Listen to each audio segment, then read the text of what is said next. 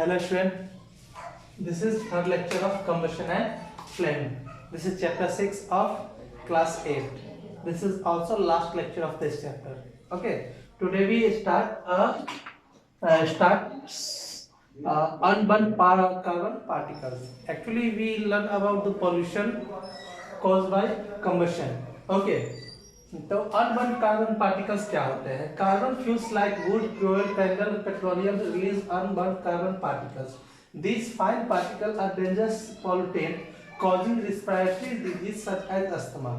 जब भी हम कार्बन फ्यूल्स जैसे लकड़ी हो गया, कोयला हो गया या कैंडल हो गया या पेट्रोलियम हुआ, ये सब कुछ जलाते हैं और जब इनका कंबशन सही से नहीं होता है तो इनके जलाने के दौरान अनबर्न कार्बन पार्टिकल्स निकलते हैं. ठीक है, जो फाइन पार्टिकल्स रिलीज होते हैं कंबशन के दौरान इनको उसको हम लोग पॉल्यूटेंट कहते हैं, क्योंकि ये हमारे इन्वायरमेंट को पॉल्यूट करने का काम करता है. और जब इस फाइन पार्टिकल या जिसे कहा है कि कार्बन पॉल्यूटेंट जो हमारे इन्वायरमेंट में रिलीज होते हैं, जो हमारे इन्वायरमेंट को पॉल्यूट कर देते हैं, उस पॉल्यूटेड इन्वायरमेंट में अगर हम रिस्पायर करते हैं तो हमें रिस्पायरेटरी डिजीज संबंधित बीमारी होती है, जैसे कि अस्थमा. अब हम बात करते हैं उन्हीं में से कुछ ऐसे गैसेस जो कार्बन फ्यूल जैसे कि कोयला, पेट्रोलियम, डीजल, ये सब को जलाने से प्रोड्यूस होता है. उसमें से एक है carbon monoxide emission. CO means carbon monoxide emission. तो carbon monoxide is a poisonous gas which is produced by incomplete combustion of fuel. Fuel का जब इनकम्प्लीट कंबशन होता है, ठीक है, इनकम्प्लीट कंबशन, एक चीज आप ध्यान रखिएगा कि देखिए इनकम्प्लीट और कंप्लीट कहने में बहुत फर्क है.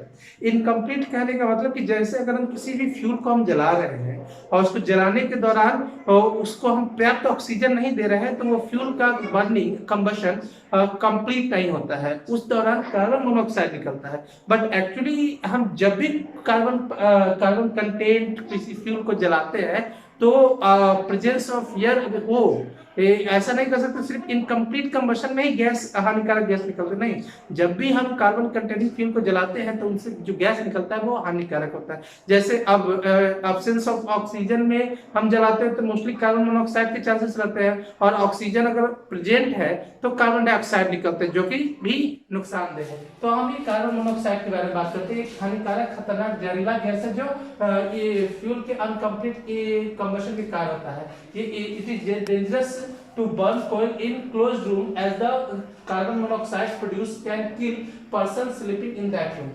अगर किसी की बंद कमरे में आप कोयला को जलाते हैं, ठीक है, तो क्या होगा कि जो कमरे में ऑक्सीजन है वो तो कोयला यूज करके जल जाएगा. आफ्टर सम टाइम जो ऑक्सीजन खत्म हो जाएगा तो आपके कमरे के ऑक्सीजन खत्म होने के बाद जो कोयला है वो कम ऑक्सीजन के एब्सेंस में, यानी ऑक्सीजन के एब्सेंस में जलना चालू होगा और तब उस दौरान कार्बन मोनोऑक्साइड आपके रूम में बढ़ते जाएगा, जो एक लेयर बनाएगा जो आपके बाहर के ऑक्सीजन के संपर्क तो ऐसे भी खत्म कर देगा, और उसके बाद क्या आपका रूम लॉक है तो वो आएगा नहीं, यानी आपके रूम में सिर्फ कार्बन मोनोऑक्साइड बढ़ जाएगा, जिसका नतीजा ये होगा कि आपका दम घुटने लगेगा और आपकी मौत हो जाएगी, क्योंकि एक सफोकेटिंग गैस के रूप में भी इसे जाना जाता है. इसलिए कभी भी बंद कमरे में हम कोयला को नहीं जलाना चाहिए, नहीं तो कार्बन मोनोऑक्साइड रिलीज होगा और उस कमरे में सोने वाले लोगों की मृत्यु भी हो सकती है. नेक्स्ट हम बात करते हैं ग्लोबल वार्मिंग के बारे में.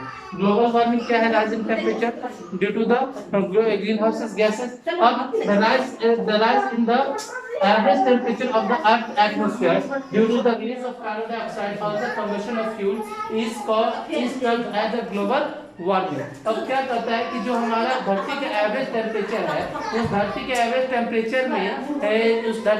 टेम्परेचर में जो बढ़ोतरी होती है कार्बन मोनोऑक्साइड के प्रेजेंस के कारण जो रिलीज होता है फ्यूल को जलाने के दौरान, तो उसे हम लोग ग्लोबल वार्मिंग कहते हैं. यानी ग्लोबल वार्मिंग क्या है? ग्लोबल वार्मिंग जब हम कार्बन कंटेनिंग फ्यूल को जलाने से जो कार्बन डाइऑक्साइड प्रोड्यूस होता है उससे हमारे इन्वायरमेंट का टेम्परेचर बढ़ जाता है, और इसको हम क्या कहते हैं? ग्लोबल वार्मिंग कहते हैं. इससे क्या होता है? Melting of polar ice cap और a change in the rainfall pattern are the constitutions of global warming. अब अगर ग्लोबल वार्मिंग होगा तो क्या होगा कि जो हमारे पर्वतों के ऊपर बर्फ पड़े हैं वो जल्दी से पिघलेंगे, और that is the main source of drinking water. वही पानी आपके मेल्ट होकर धीरे धीरे आपके क्या कहते हैं कि नदियों में आता है और बाकी जगह डिस्ट्रीब्यूट होता है धरती में, वही नदियों का पानी सीपेज करके आता है। अगर वो एक बार एक हाई टेम्परेचर अगर ग्लोबल वार्मिंग का temperature day by day increase करेगा तो एक ज्यादा टेम्परेचर होने के कारण वो सभी के सभी मेल्ट कर जाएंगे। तो इसका नतीजा होगा कि जो प्योर फॉर्म वाटर क्या है ड्रिंकिंग के रूप में है वो खत्म होगा। दूसरी बात है कि अगर हाई अमाउंट मेल्टिंग होने लगेगा उस आइस का तो आपके जो नदियां है उसमें पानी का जल स्तर बढ़ जाएगा, जो बाढ़ का भी कारण खतरा हो सकता है। ग्लोबल वार्मिंग के कारण जो वर्षा का समय है वो भी चेंज रहता है, कभी आप देखते हो कि वर्षा ज्यादा होता है, कभी कम होता है, कभी नहीं होता है। ये सब ग्लोबल वार्मिंग के कारण होता है, क्योंकि जब टेम्परेचर ज्यादा ये हो जाता है तो होता क्या है कि आपके आसपास का जो वाटर है वो इवेपोरेट होकर ऊपर चल के फिर दूसरे एरिया में चला जाता है, नतीजा वहां नहीं हो पाता है।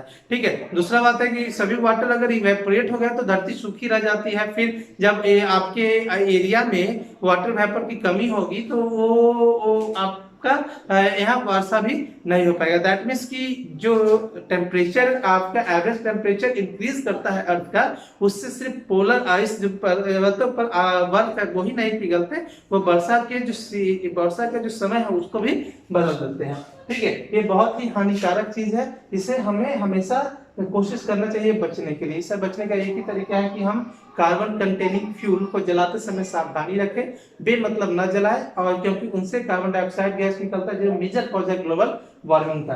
अब acid rain as are caused by emission of sulphur dioxide, nitrogen oxide which react with water molecules in the atmosphere to produce acid. अब एसिड रेन क्या होता है? एसिड रेन होता है सल्फर डाइऑक्साइड, नाइट्रोजन ऑक्साइड के emission से। जब आप क्या करते हैं कि ऐसे सोर्स को जलाते हैं जिस सोर्स से sulphur dioxide, nitrogen oxide produce होता है, तो ये सारे सल्फर के और नाइट्रोजन के ऑक्साइड आपके एटमॉस्फेयर में जमा हो जाते हैं। जब वर्षा होता है तो वर्षा के पानी से के साथ ये दोनों के ऑक्साइड, सल्फर और नाइट्रोजन के ऑक्साइड पानी के साथ रिएक्ट करके और उसे क्या कर देते हैं, रिएक्ट करने के बाद वो एसिड में कन्वर्ट हो जाता है, और जो वर्षा होती है वो एसिडिक हो जाता है। यानी जब वो आपके एटमॉस्फेयर में मौजूद सल्फर और नाइट्रोजन के ऑक्साइड वर्षा के पानी के रूप में मिलता है और जो धरती पर गिरता है वो पानी एसिड रेन के रूप में होता है। एसिड रेन उसे हम कहते हैं। इसका नुकसान क्या है? इसका बहुत बुरा नुकसान होता है। ये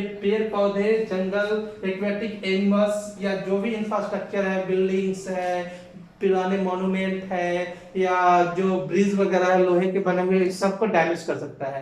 क्योंकि एसिड, अगर मॉन्यूमेंट की बात करते हैं तो मॉन्यूमेंट में जो पत्थर लगा तो वो कैल्शियम कार्बोनेट बेसिकली होता है। कैल्शियम कार्बोनेट एसिड के साथ रिएक्शन करता है तो सॉल्ट का और कार्बन डाइऑक्साइड रिलीज करता है। दैट मींस कि उसके जो सरफेस है उसको धीरे धीरे डिप्लेट, पतला करता है। मेटल के साथ एसिड रिएक्ट करता है तो वो भी मेटल के सरफेस को क्या करता है, कोरेट करते जाता है। अगर पानी में गिरेगा तो पानी का एसिडिक नेचर बढ़ जाएगा, रहने वाले जलीय जीव और पौधे उसमें खत्म हो जाएंगे। पत्तों पर गिरेगा तो पत्ते के जो स्मॉल टिश्यू बर्ड्स है वो सब डैमेज हो जाएगा। इस तरीके से आपकी एसिड रेन अगर होता है तो ये नुकसान बहुत ज्यादा करता है। इसीलिए हमें ध्यान रखना चाहिए कि ऐसे चीज जिनसे सल्फर डाइऑक्साइड, नाइट्रोजन ऑक्साइड सब प्रोड्यूस होता है उसको हम कम से कम यूज करें, ताकि उनसे निकलने वाले गैस हमारे एटमॉस्फेयर में कम रहे, जिनसे ये एसिड रेन होने के चांसेस बहुत कम रहे। लास्ट में बात करते हैं सीएनजी, द क्लीन फ्यूल। इसको क्लीन फ्यूल इसी कहते हैं क्योंकि बाकी फ्यूल की तुलना में सीएनजी जो है, जिसको हम लोग कंप्रेस्ड नेचुरल गैस कहते हैं, इसका उपयोग अगर हम मोटर व्हीकल में करते हैं, क्योंकि मोटर व्हीकल में आपके सल्फर और नाइट्रोजन के भी गैसेस निकलते हैं। एक सोर्स है सल्फर और नाइट्रोजन की गैस के प्रोड्यूस करने के लिए, ठीक है, उसके बाद दूसरे भी सोर्स है, ठीक है। तो अगर हम सीएनजी यूज करते हैं जो कि कंप्रेस्ड नेचुरल गैस का फुल फॉर्म है, तो एक क्लीन फ्यूल होता है। इससे को जलाने पर जो गैसेस प्रोड्यूस होते हैं, हार्मफुल गैसेस, वो बहुत लिस्ट अमाउंट में होता है, जिससे इन्वायरमेंट खतरा नहीं होता है, इससे इन्वायरमेंट को नुकसान नहीं होता है। अब तो बहुत सारे शहरों में सीएनजी से चलने वाली गाड़ियां चलाई गई है, सीएनजी स्टेशन बनाया गया है उसके रिफिलिंग के लिए, जैसे पेट्रोल पंप है इस तरीके से, ठीक है। तो इनसे निकलने वाले गैस बहुत ही कम मात्रा में आपके इन्वायरमेंट को पॉल्यूट करते हैं, ठीक है। तो ये चीज है। आज जो भी पेट्रोल और डीजल से चलने वाली गाड़ी है वो धीरे धीरे रिप्लेस होते जा रहा है सीएनजी से, ठीक है। और इससे क्या होता है कि जब वो गाड़ी में सीएनजी यूज होता है तो वो गाड़ी लिस्ट पोल्यूटेड होते हैं। I hope you like it. In this way your this chapter will end. Thank you.